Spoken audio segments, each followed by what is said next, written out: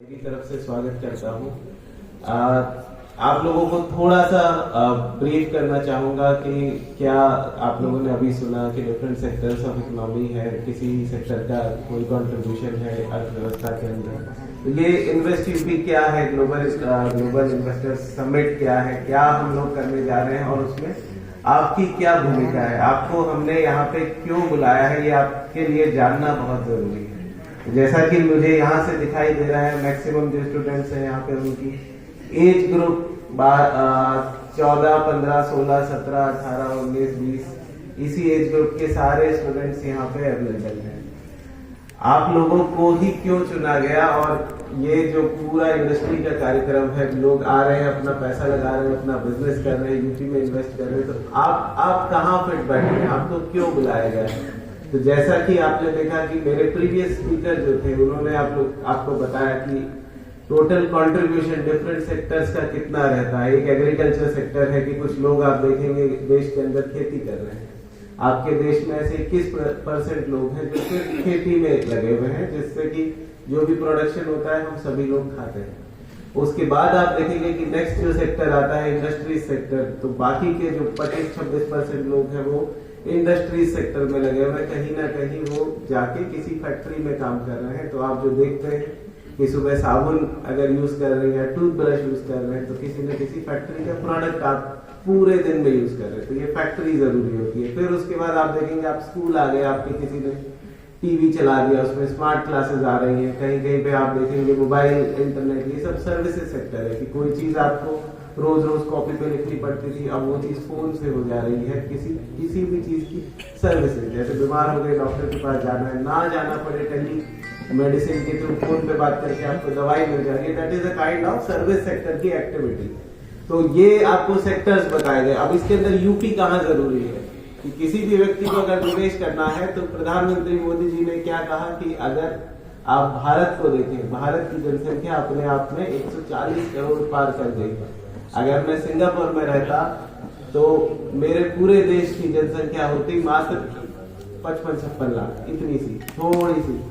उसके बाद अगर मान लीजिए हम हांगकांग में रह रहे हैं तो भी 70-80 लाख। मुझे एक रशिया जितना बड़ा राज्य बनना पड़ेगा जब जाके मेरी टोटल पॉपुलेशन कितनी होगी, इंडिया की 1/10 के आसपास। तो आप यूपी है, यूपी के अंदर 25 करोड़ लोग हैं, रशिया के अंदर 15 के आसपास है। तो जो इतना बड़ा हमने रशिया देखा, उसका एक्चुअल जनता कितनी है, बहुत थोड़ी सी। तो मोदी जी ने क्या कहा कि आप लोग जो पैसा बाहर जा रहा है, जो निवेशक बाहर लगा रहा है, बाहर के आदमी को तो अपना सामान बेचने के लिए जनता चाहिए, वो जनता भारत के पास है। तो इसी को अगर इकोनॉमिक्स के टर्म्स में हम देखेंगे तो अर्थशास्त्र क्या कहता है या अर्थव्यवस्था को किस तरीके से चला रहा है, वो कैसे डिसाइड किया गया कि आपकी कुछ ऐसी पॉलिसीज है सरकार की जो आपको मजबूर करती है एक व्यक्ति को जो आपके देश में व्यापार कर रहा है कि वो यहाँ से उठ जाए और बाहर चले जाए, या बाहर अपना माल खरीदे और डायरेक्ट आपके देश में लेके आ जाए। फॉर एग्जाम्पल एक आपने देखा होगा, बहुत सारे विभाग रहते हैं, वो कोई टैक्स लगाता है, कोई क्या करता है। आपके पापा होंगे, वो साल के आखिरी में इनकम टैक्स दे देते हैं, आपको साबुन खरीदते हैं, टॉयलेट खरीदते हैं, साइकिल खरीदते हैं, बुक्स खरीदते हैं, इसके ऊपर different kind of indirect taxes लगते हैं, जो कि अप्रत्यक्ष कर है कि आपने अगर एक पेंसिल खरीदी तो उस पेंसिल पे इतना % सरकार को जाएगा, जिससे सरकार आपकी रोड बना सके, नाली बना सके, और डिफरेंट जो सुविधाएं हैं, जो बच्चे आपके जैसे LDAV इंटर कॉलेज में नहीं आ पा रहे हैं, तो जो सरकारी कॉलेज में जा रहे हैं, उनका पैसा कहाँ से आएगा। तो ये सब जो टैक्स आपके लगते हैं, इसी में गवर्नमेंट ने देखा कि हम टैक्सेस को रैशनलाइज कर देते हैं। रैशनलाइज मतलब कि एक आदमी को अगर यहाँ पे साइकिल बेचनी है, तो उस साइकिल को बनाने के लिए उसको क्या लगेगा, टायर खरीदना पड़ेगा, उसके बाद सीट खरीदनी पड़ेगी, हैंडल खरीदना पड़ेगा, वो हैंडल किसी मटेरियल का बनेगा। तो गवर्नमेंट ने देखा कि ऐसे हम लोग अगर डेली बेसिस पे देखेंगे कितना सामान कंज्यूम कर जा रहे हैं, वो कहीं ना कहीं किसी फैक्ट्री में जाके बन रहा है, और वो सामान की कैटेगरी अगर आप देख लेंगे तो पता चलेगा कितनी चीजें लोग इंपोर्ट करना पसंद करते हैं बजाय कि आपके देश में उसको प्रोड्यूस करना। तो सरकार ने ये देखा कि आदमी इंपोर्ट क्यों कर रहा है, क्यों, क्योंकि उसको वही एक साइकिल बाहर के देश में, चाइना में बना के यहाँ पे इंपोर्ट करा के यहाँ बेचने के लिए अगर 100 रुपए की पड़ रही है, तो यहीं पे उसको टायर बनाना, उसके सारे स्पोक्स लगाना, सीट लगाना, हैंडल लगाना, ये सब करके उसको वो चीज 120 का पड़ता है।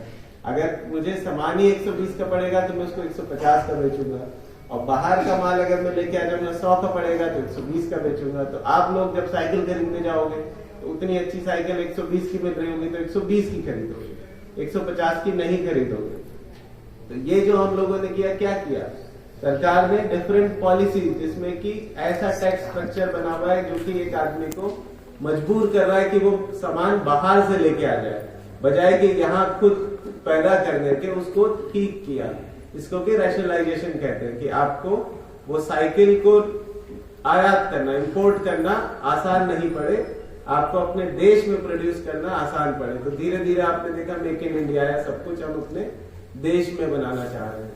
अब वो मेक इन इंडिया को आज आप देखेंगे 6 साल, 7 साल, 8 साल हो गए, तो उसके बाद अब हम different kind of different states में इन्वेस्टर्स सबमिट करने लगे, कि सब लोगों को समझ में आने लगा कि 140 करोड़ जनता जो कि आपका सामान खरीदेगी वो ऑलरेडी भारत में है, 25 करोड़ जनता यूपी में है, तो आप क्यों ना एप्पल ने चाइना से उठा के अपना प्रोडक्शन फैसिलिटी इंडिया में शिफ्ट कर लिया। ऐसी डिफरेंट कंपनीज, आप नोएडा जाओगे आपको सैमसंग मिलेगा।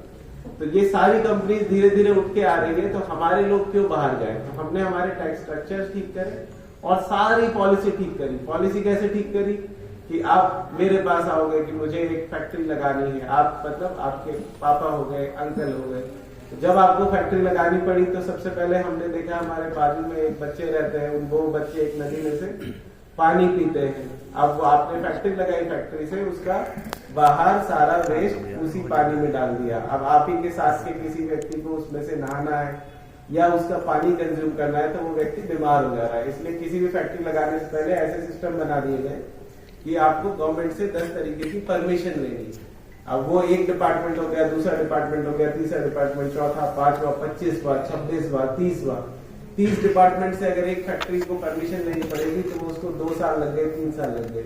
एक आदमी के पास जब पैसा आया और जब वो 2 साल हो गए तब तक वो पैसा उड़ गया, खत्म हो गया, किसी की शादी करा दी, किसी का क्या करा दिया, तो उस आदमी ने उसके बाद वो इन्वेस्टमेंट किया ही नहीं। फिर गवर्नमेंट ने क्या किया कि चलो ये जो 25-30 परमिशन है इसको सिंप्लीफाई कर दिया जाए। तो इतना सब हमने किसके लिए किया, इन्वेस्टर्स के लिए, ताकि वो यहाँ पे निवेश करें।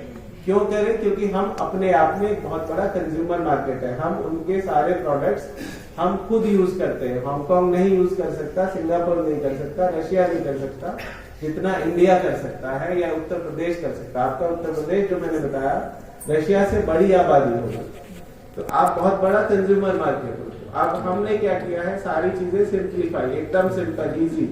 ये चैप्टर जो आपको पढ़ना होता है उसकी अगर सारी समरी आखिरी में दे दो तो एग्जाम में इजी पड़ेगा। तो वो सेम चीज हमने इंडस्ट्रीज के लिए कर दिया। अब इंडस्ट्रीज के लिए जब आप करोगे तो रोज आप न्यूज़पेपर में पढ़ते होंगे कि यूपी के अंदर इतना निवेश, इतना निवेश। सरकार ने पहले टारगेट रखा कि चलो 10 लाख करोड़ रुपए के इन्वेस्टमेंट इंटेंट साइन कर लेते हैं। क्यों ये टारगेट 10 लाख करोड़ का रखा गया, क्योंकि लास्ट ऐसी समिट जो हुई थी हमारे लोगों के बीच में वो 2018 में की गई थी। 2018 में जो समिट की गई उसमें हमने लगभग 4.7 लाख करोड़ का टारगेट रखा, और हमने देखा कि 4-5 साल के अंदर जो सारे विभागों से छोटी छोटी परमिशन लेके एक इन्वेस्टर को अपना इन्वेस्टमेंट करने में या रियलाइज करने में, आपने सोचा कि मैं 2 लाख रुपए लगाऊंगा और 2 लाख से ये चीज प्रोड्यूस करूंगा और वहां बेच दूंगा, तो सोचना और एक्चुअल में आप प्रोड्यूस कर पाते हो, किसी से जमीन खरीद पाते हो, सरकारी विभाग से अनुमति लेते हो, उसमें मजदूर लगाते हो, एम्प्लॉयज लगाते हो, और फाइनली अपना कुछ प्रोडक्शन शुरू करते हो और उसकी सेल्स कर देते हो। ये सब होने में 4-5 साल लग जाते हैं। आपने आइडेंटिफाई किया कि मुझे नोएडा में करना है या बुलंदशहर में करना है या प्रयागराज में करना है। सारे डिसीजन अगर हम देखते हैं तो ज्यादातर लोगों को 4-5 साल लग जाते हैं। हमने वो 4.78 लाख करोड़ जो थे उसको देखा कि 75% लोगों ने अभी तक 4 साल के अंदर वो सारा पैसा एक्चुअल में लगा दिया है। वो लगाने से फायदा क्या होता है, जो आपके जैसे बच्चे हैं जो आज 6th में है, 7th में, 8th, 9th, 10th, 11th, 12th, mostly हमने यहाँ पे इनवाइट किया है इंटर कॉलेजेस को या यूनिवर्सिटीज को, जिसको इमीडिएट रिक्वायरमेंट है जॉब्स की।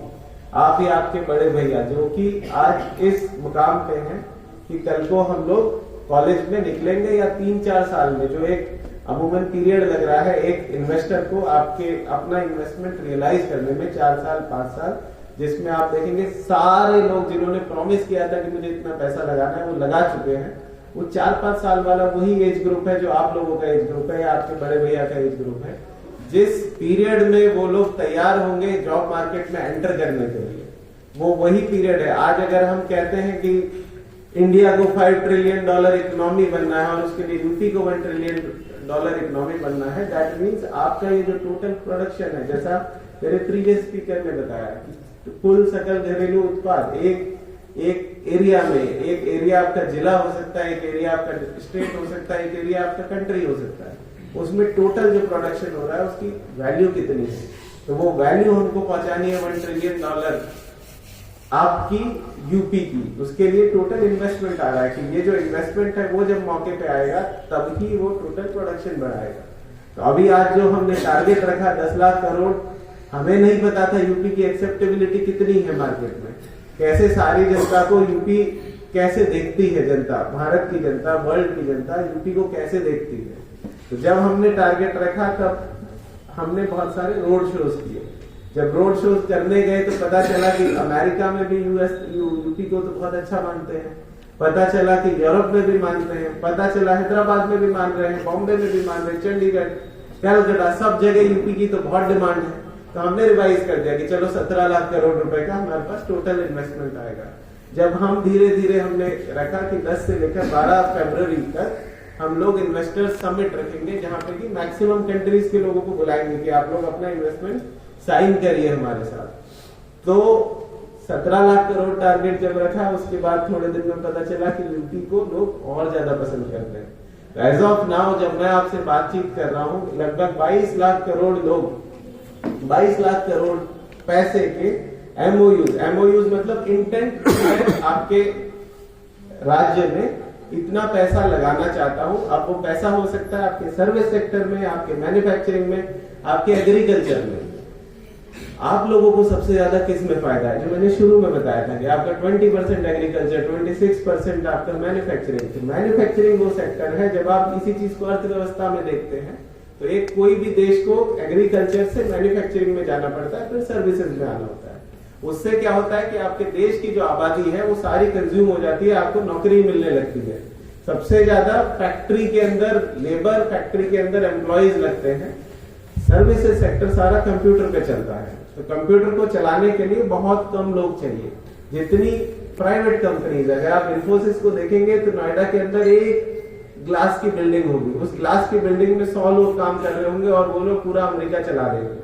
और इसी की जगह अगर आप खाली एक टाइल बनाने की यूनिट देखेंगे तो वो बहुत सारी बड़ी होगी और उसके अंदर बहुत लोग काम कर रहे होंगे। तो इसीलिए मैन्युफैक्चरिंग सेक्टर को इंपॉर्टेंस देना बहुत जरूरी रहता है। तो हमने क्या किया, मैन्युफैक्चरिंग को फोकस किया। अब मैन्युफैक्चरिंग के लिए एक आदमी निवेश करेगा, इन्वेस्ट करेगा, पैसा लगाएगा, फैक्ट्री बनाएगा, उसको चाहिए क्या, चीप लैंड चाहिए, सस्ती जमीन हमें मिल जाए और फ्री ऑफ हैसल्स, ज्यादा परेशानी नहीं हो। अगर मुझे लग रहा है कि मैं 3-4 साल में यहाँ से लोन ले लूंगा, ये पैसा लगा दूंगा, तो जमीन जिससे खरीदना चाह रहा हूँ वो इजीली मिल जाए।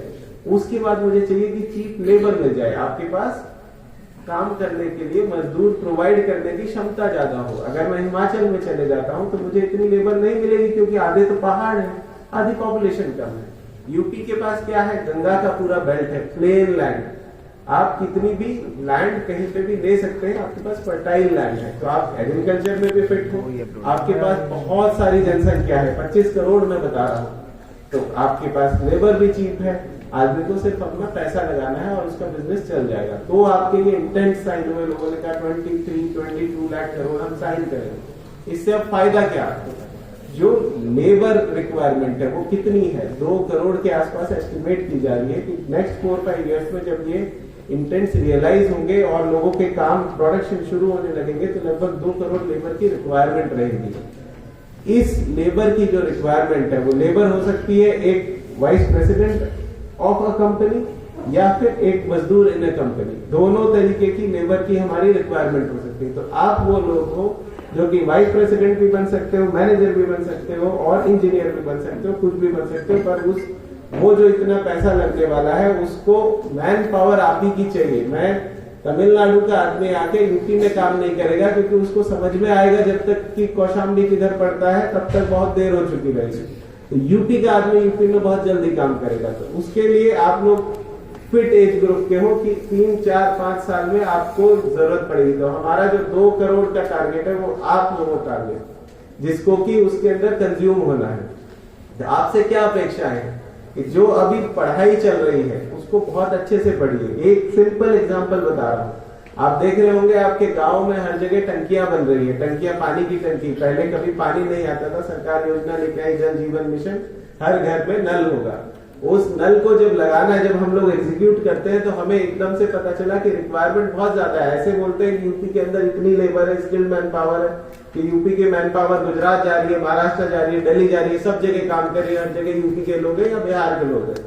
जब हमें खुद ही को जरूरत पड़ी है जल जीवन मिशन में प्लम्बर्स लगाने की, अगर आपको पाइपलाइन ले करनी है तो आपको हर जगह प्लम्बर की जरूरत पड़ेगी। तो आज जब मैं पूरे गांव में ऐड करता हूं तो मेरे पास रोजगार पाने के लिए आने वाली जनता बहुत सारी है कि मुझे काम दे दो, मुझे काम दे दो। पर जब उस जनता को मैं उस कॉन्ट्रैक्टर के साथ मिलाता हूं जिसको प्लम्बर की जरूरत है, तो उस आदमी को वो प्लम्बिंग का काम इतने अच्छे से आता नहीं है, वो पाइपलाइन गलत लगा देता है, उसमें कभी प्रेशर नहीं आता, कभी घर में पानी नहीं आता। तो कहाँ हम कम है? स्किलिंग नहीं है। स्किलिंग जो मेरे से पिछले स्पीकर बता रहे थे कि आपको स्किल सेट अच्छा होना चाहिए। हमने बहुत सारी आईटीआईज खोली जहां पे आप डिफरेंट ट्रेड्स के अंदर स्किल सीख सकते हो। तो आपको अगर प्लम्बिंग का काम हो गया या फॉर दैट मैटर इससे थोड़ा सा और ऊपर चले जाओ, एंटरप्रेन्योरशिप करना है, आप भी इन्वेस्टर बनिए, आपको एम्प्लॉयमेंट चाहिए, आप स्किल सेट अपना इंप्रूव करिए। इसके लिए आपको मेहनत करनी है, ताकि ऐसा नहीं हो कि यूपी जितने बड़े राज्य पे जब हमको खुद ही को लेबर की जरूरत पड़ी तो हमारे पास लेबर तो है पर एडिक्वेटली स्किल्ड लेबर नहीं है जो बहुत अच्छा काम कर सके। तो जिस भी फील्ड में आप हो उस फील्ड में आपको बहुत अच्छा बनना है, क्योंकि कोई व्यक्ति अगर अपना इतना सारा पैसा लगा रहा है तो वो लॉस नहीं चाहेगा, वो ये चाहेगा कि जो भी एम्प्लॉय मैं ले रहा हूँ वो टॉप क्लास हो, मेरी जो कंपनी है वो ऐसे राइज करे इस एम्प्लॉय के आने से, ऐसे गिरे नहीं। तो आपका आज क्या है, आप हो सकता है कल के मैनेजर्स हो, उसके लिए आज अगर आप 10th में हो तो आपको 10th की पढ़ाई अच्छी पड़ेगी। अगर आप कोई वोकेशनल ट्रेनिंग कर रहे हो, कोई ट्रेड सीख रहे हो तो आपको वो ट्रेड अच्छी सीखनी है, ताकि ये जो इन्वेस्टमेंट है हम लोग एक्सपेक्ट करेंगे 3, 4, 5 साल में ये ग्राउंड पे आएगा, और यही वो इन्वेस्टमेंट है जो आपकी यूपी को $1 ट्रिलियन की इकोनॉमी बना देगा। और आप देखेंगे कि धीरे धीरे आपको नोएडा जैसे जो शहर है जहाँ पे 40-40, 50-50 फ्लोर के आज अपार्टमेंट्स आने लगे हैं, ये अपार्टमेंट्स आपको प्रयागराज में भी ऐसा ही दिखने लगे मिलेगा, कानपुर में भी वैसा ही दिखने मिलेगा, लखनऊ में भी वैसा ही दिखने मिलेगा। आप तो खैर एनसीआर के पार्ट हो बुलंदशहर, तो यहाँ तो देखने मिलेगा ही। तो ये जिम्मेदारी हम लोग आपको दे रहे हैं, यही आपका ओरिएंटेशन प्रोग्राम है कि इस जिम्मेदारी को आप कितने बखूबी निभा सकते हो, अपनी आज की अगले 3-4 साल की पढ़ाई या स्किलिंग या ट्रेड वर्क किस तरीके से आप कितने अच्छे से कर सकते हो, यही आपका ओरिएंटेशन प्रोग्राम है। Am I clear? Have I made myself clear? सबको समझ में आया है कि आपको यहाँ पे बुलाया क्यों गया है, आपको बिठाया क्यों गया है और आपको क्यों बताया जा रहा है? कल हमें आपकी जरूरत है। इस यूपी की बिल्डिंग में, नेशन की बिल्डिंग में हमें हमारे स्टूडेंट्स की, यूथ की जरूरत है। इस जरूरत को पूरा करने के लिए आपसे सिर्फ एक चीज मांग रहे हैं कि जहां हो अच्छे से वो काम करो। पढ़ रहे हो तो अच्छे से पढ़ो, किसी ट्रेड सीख रहे हो तो अच्छे से सीखो, कल को आपको यूपी को कंट्रीब्यूट करना है। Thank you so much.